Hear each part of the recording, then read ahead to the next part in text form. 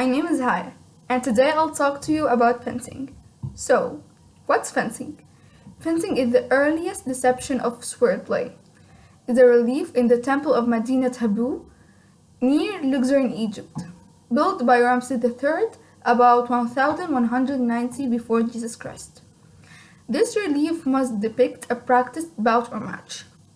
Swordsmanship, as a pastime in the single combat or war, was also practiced widely by the ancient Persians, Babylonians, Greeks, and Romans as well as the Germanic tribes. The Romans brought sword combat to a highly systematic art that was taught to both their legions and their gladiators. Gladiators were trained in school by professional instructors. Beginner practice with a wooden sword called a rudis. More advanced training took place with weapons that were somewhat heavier than those used in actual combat. Fencing now is a sport derived from dueling played by two opponents on a strip or piste 2 meters by 12 meters long. Fencing is a leisure swordplay activity that may be enjoyed by individuals of all ages and provides a plethora of advantages.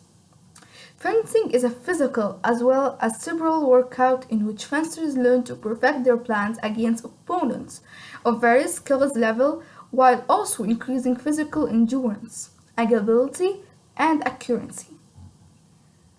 Participation in fencing fosters confidence and sportsmanship, which transfer to other aspects of life. Fencing can be started as a child or as an adult for enjoyment, for fitness, or to compete. The best part is the new pals you will make. Fencing's three weapons are foil, saber, and épée.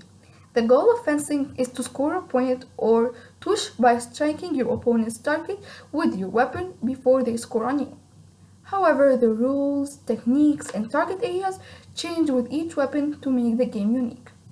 As a result, most fencers acquire a predilection and skill for one weapon over the others. Although many like the challenge and distraction of competing in another weapon every now and then, or even developing competency in a second weapon. A very unusual fencer is proficient in all three weapons.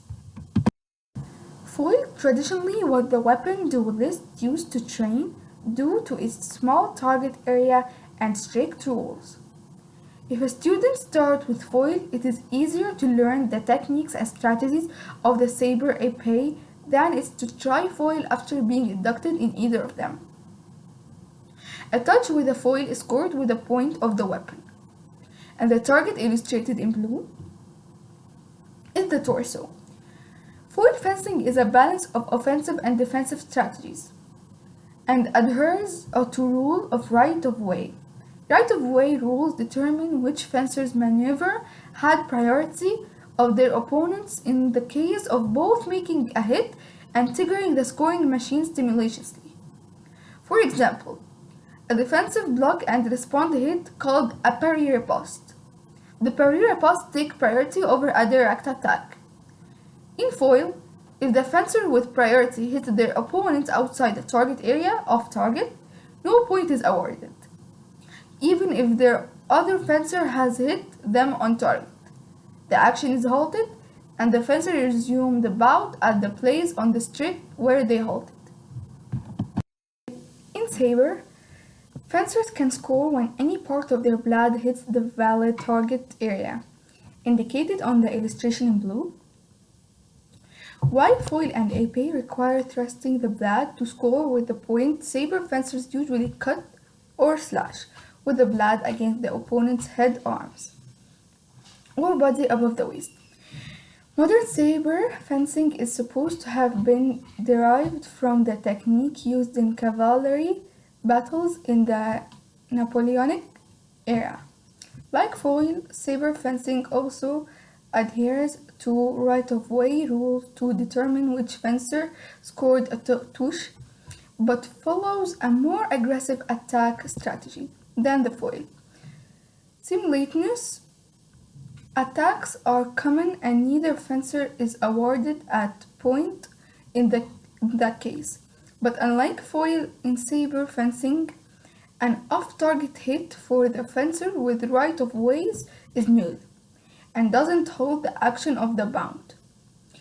Movement is rapid and bouts are short. You only have 117 million seconds to get in that riposte. Saber fencing is what children naturally emulate, classing pretend sword blades against one another, imagining themselves to be pirates, knights, warrior, princesses, or jedis.